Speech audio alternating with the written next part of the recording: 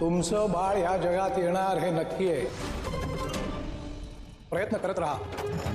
लग्नानंतर होईलच प्रेम मालिकेमध्ये गुरुजी आज नंदनी आणि जीवाला गुड न्यूज देणार आहेत. तर गुरुजी आता देशमुखांच्या घरी आलेले असतात आणि ते मानिनीबरोबर मानिनीच्या रूममध्ये बोलत बसलेले असतात.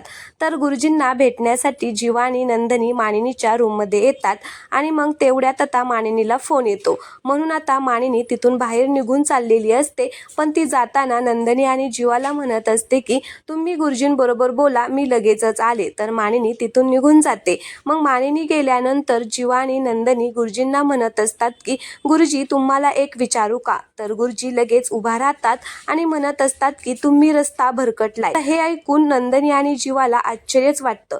त्यांना कळत नाही की गुरुजी असं का बोलत आहेत. त्यावेळेस नंदनी म्हणत असते की म्हणजे नेमकं काय म्हणायचंय गुरुजी तुम्हाला, आम्ही चुकीच्या दिशेने प्रयत्न करतोय का. त्यावेळेस गुरुजी म्हणत असतात की अजून सगळे रस्ते बंद झालेले नाहीयेत, तुमचं बाळ या जगामध्ये येणार आहे हे नक्की आहे. आता हे ऐकून नंदनी आणि जीवाला खूपच आनंद होतो.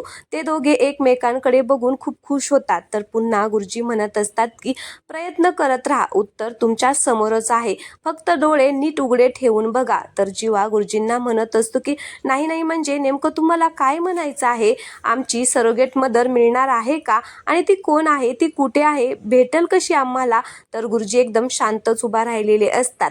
नंदनी आणि जीवाला वाटत असतं की आता नक्कीच ते काहीतरी उत्तर देतील, पण गुरुजी काहीच बोलत नाही. मग नंदनीच गुरुजींना म्हणत असते की आम्ही नक्की शोधू सरोगेट मदरला.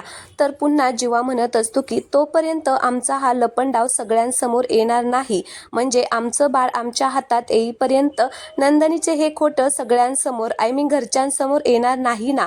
तर गुरुजी म्हणतात की माहीत नाही, पण कधी कधी आपल्याला होऊ नये जे वाटतं ते दूर कुठेतरी तेच होण्याची सुरुवात झालेली असते. आता हे ऐकून नंदनी आणि जीवाच्या पायाखालची जमीनच सरकलेली आहे. तर आता असं सांगून गुरुजी आता तिथून जायला निघतात. नंदनी आणि जीवा त्यांना आता विचारत असतात, पण ते काहीच न सांगता तिथून निघून जातात. कारण आता काव्याने इकडे आता शोधायला चालू केलेलं असतं की त्या रोडवरती मिसकॅरेज नक्की कोणाकोणाचं झाले, आणि आता तिने जर शोधलं तर तिला नक्की समजणार की त्याच्यामध्ये नंदनी सुद्धा आहे. त्यामुळे आता गुरुजींनी असा संकेत या दोघांना दिलेला आहे. पण यांना कळेल का, हे पाहणं खूपच इंटरेस्टिंग असणार आहे. तर प्रेक्षकांनो, लग्नानंतर होईलच प्रेम मालिकेमध्ये आता जबरदस्त ट्विस्ट येणार आहे. काव्य आता ते शोधून काढणार का, नंदनी आणि जीवाला बाळ होणार का, हे पाहणं खूप इंटरेस्टिंग असणार आहे. त्यामुळे प्लीज तुम्ही चॅनलला सबस्क्राईब करा. व्हिडिओ आवडला असेल तर व्हिडिओला लाईक करा. धन्यवाद.